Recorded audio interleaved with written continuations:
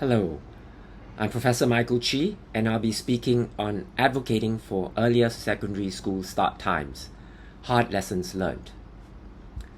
Listening to this presentation should give you a quick overview of the elements to consider if you want to advocate for a change in school starting times.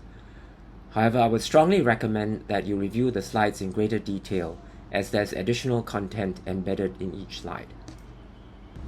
Successful advocacy of any kind requires one to consider three fundamental elements. As scientists and/or practitioners, our recommendations must be guided by rational bases and empirical evidence. However, what gets through is strongly influenced by the values and beliefs held both by ourselves as well as those we seek to influence. The third element to consider is the power dynamics, which often decides the fate of any campaign. First, the facts. The rationale for starting school later has been espoused by previous speakers, and I won't repeat that here. The supporting evidence for recommending action is based on several meta-analyses, which are in turn based on balanced, and I emphasize balanced, evaluation of published studies. The weight of these indicates that there are significant benefits to sleep duration, reduced daytime sleepiness, and less tardiness, and that's why we're advocating for starting school later. Medical professionals and scientists, having reviewed the evidence, have put forth recommendations. However, it's entirely reasonable for a person living in Asia to ask, what if these recommendations merely apply to the US or other Western cultures? That question motivated Joshua Gooley, Jun Lo, and myself to collect local data in Singapore, a canonical Asian society, to examine if both the rationale and empirical support for starting secondary school later holds in our culture as well.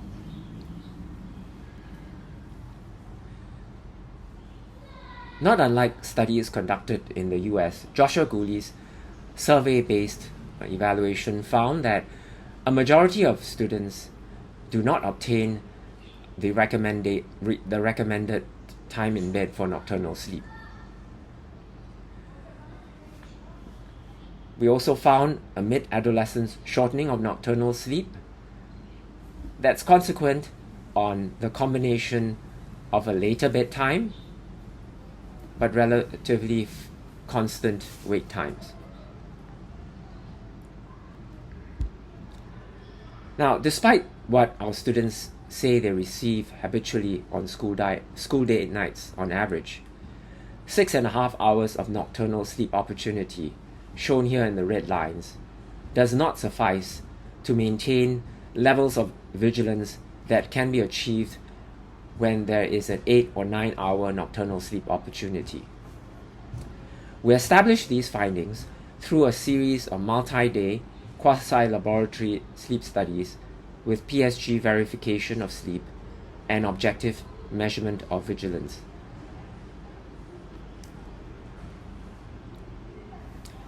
Additional survey data collected by Josh Gooley also found that shorter sleep duration has significant negative associations with multiple markers of adolescent mental health and well-being.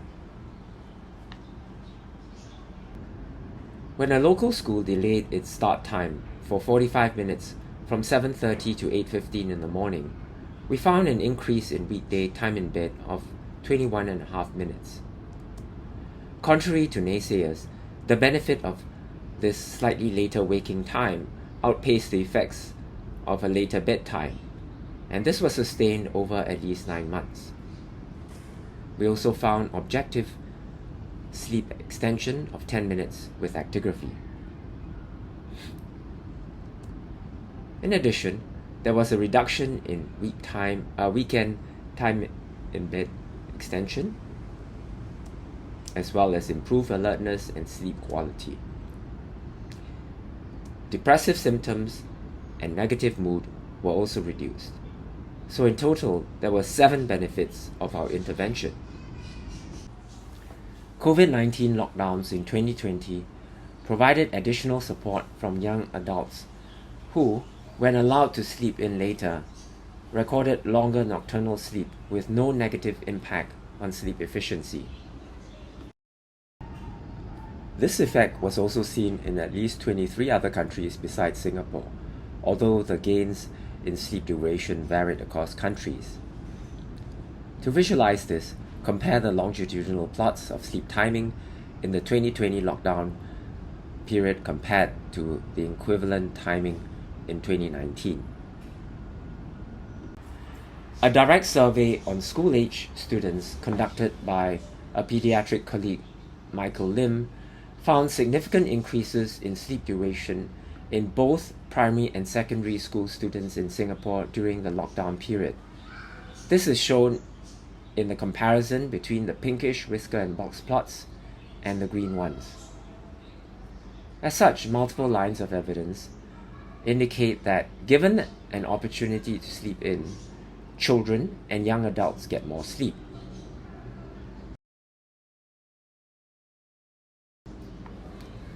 The final set of empirical data to take note is from Singaporean undergraduates who gave permissions for their Wi-Fi logins to be tracked.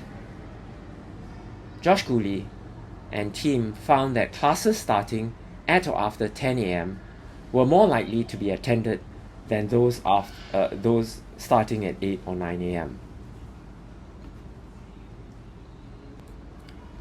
An important point to note to conclude the section on empirical data is that a later start of the school day has uneven benefits, and that it is the students who are less advantaged who are the ones who are more likely to benefit from such later starts in school. So summarizing, it makes sense to start school later on multiple accounts. There is a gain in sleep duration, reduced weekday sleep extension, there's reduced sleepiness, there's improved subjective sleep quality, improved mood, and students will tend to skip classes if they are held early in the morning and they're allowed to. Now, just because you have a good cause does not mean that leaders will change prevailing policy. In case listeners or readers think that the expression of contrary opinions is disallowed in Singapore, I just want to make clear that this is not true. Several parents have had their op-ed pieces published in our de facto national newspaper, and some students have written in about suggesting later school start times, and Joshua Gooley and myself even organized a petition that garnered over 2,000 signatures. The challenge, however, remains that despite these efforts, there remains substantial resistance to change as of 2021. Those not in favor of starting school later are careful to sound balance. For scientists who care about objective data regardless of personal persuasion, selective reporting of results framed to diminish the significance of carefully collected findings is of concern. For example, while we cited 7 benefits in our 2018 report, only the numerically smallest effect was highlighted in this recommendation from our education group. They also pointed out that the 9-month extended feature, which is a benefit of the study, was framed to sound as though it were a limitation. Further, lesser well-known studies casting doubt on the utility of our findings were cited. What the body did was to omit a slew of respected studies, such as those included in the meta-analysis I had reviewed earlier. A second strategy used by detractors is to cast the onus of responsibility for change on the affected party.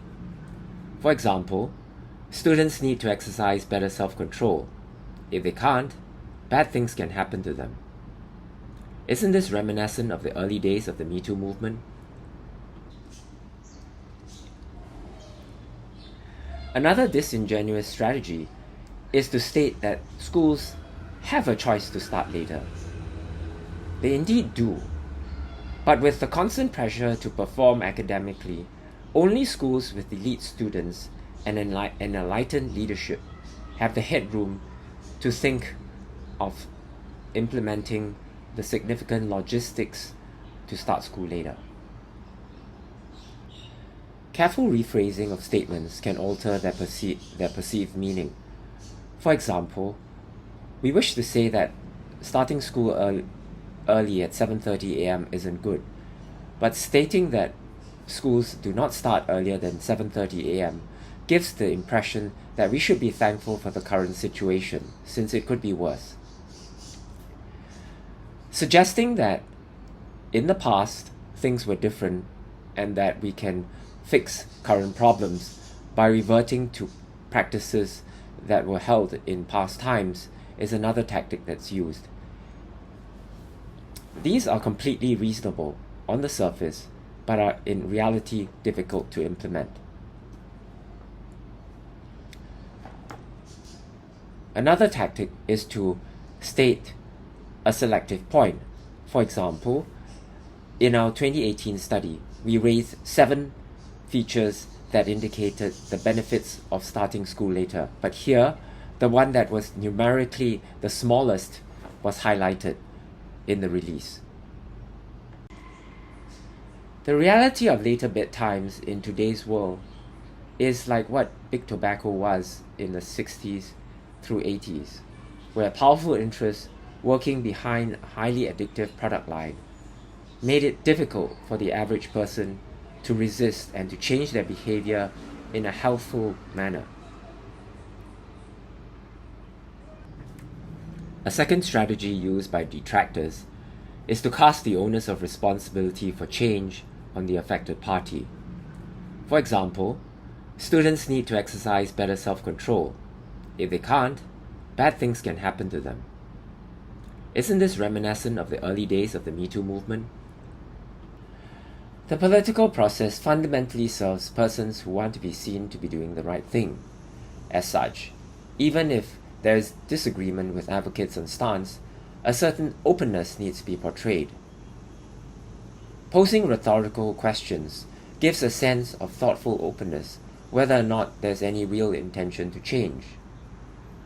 For example, here you can see that naps, which by themselves are useful, were proposed as an alternative to starting school later. They can be implemented, but are probably more difficult to do than starting school later. It is also ironic that ending the school day early was mentioned as an alternative strategy, since this would be most helpful in making later start times more feasible. Ultimately, the advocate for change has to ask themselves whether they are really convinced that their action makes a difference, and whether they are willing to go the long haul and to remain enthusiastic despite various discouragements. Every successful advocate has to be acquainted with the phases that one goes through in a campaign. The early enthusiasm, which is uplifting, eventually always gives way to unexpected loss of support, such as when a key supporter says that they have to drop out for whatever reason. Then there is creeping doubt put forth by articles or direct opposition, such as this letter, which appeared after encouraging comments were made by certain parties. A good advocate has to recognize that the onus is on them to keep spirits up, and that they have to deal with donor or supporter fatigue. Personal discouragement occurs, but you have to have the fortitude to stay the course. And frequently, a time out to regather perspective is helpful in recharging one's motivation. Which brings to the last point, understanding power dynamics.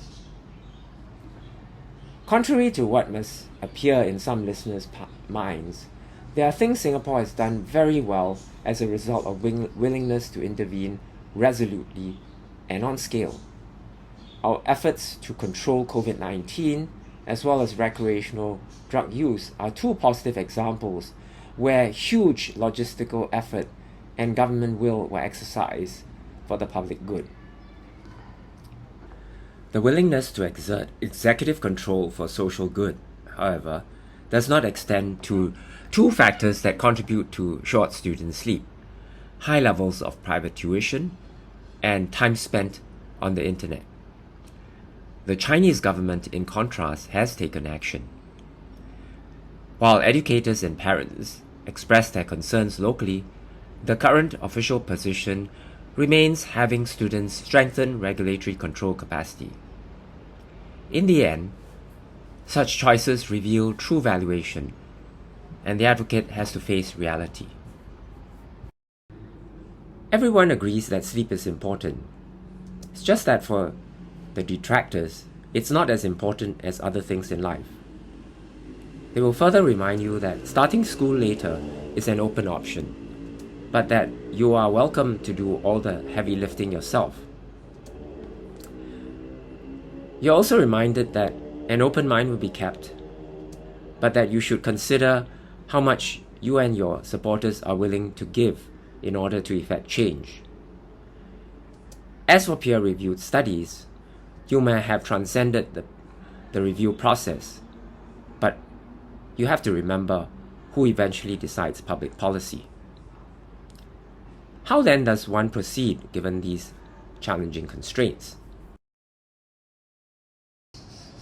Ultimately, the advocate for change needs to be clear that this never comes easily, and that starting school later is just one piece of the bigger challenge of changing societal valuation of sleep in the context of health and well-being.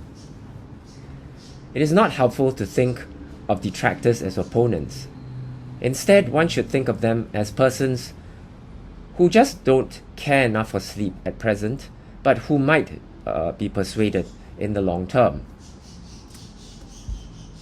I've also found that while the success of any policy depends largely on local factors, it really pays to garner broader support, especially from overseas players like I'm doing here, where appropriate. However, finding the right balance is an art, and the strategy used must consider local sensitivities to external influences. Finally, and perhaps most importantly, I would advise the advocate to reflect on what a germinated seed of an idea can do, as illustrated by this tree splitting a rock. With that in mind, I leave you to gestate further thoughts and encourage you to make a difference in your community. Thank you for your attention.